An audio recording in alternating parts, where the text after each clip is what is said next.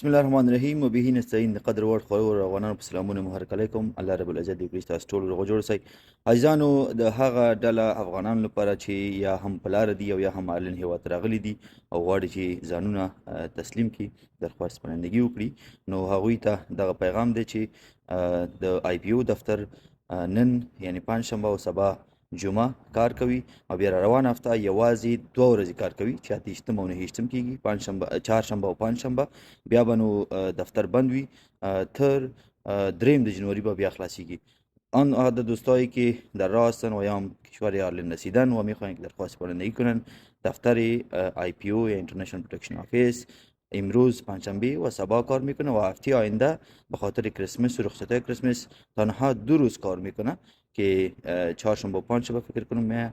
تاریخ 28 و 29 دسامبر و باز دفتر بند است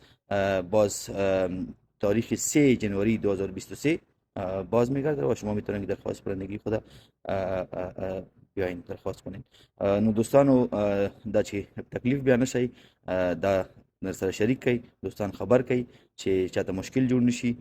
چې مخکې ځان ته پلان جوړ کړي چې څنګه به کوي چیرته به ځي څنګه مشکل به ورته یعنې سرک په سر پاتې نشي یا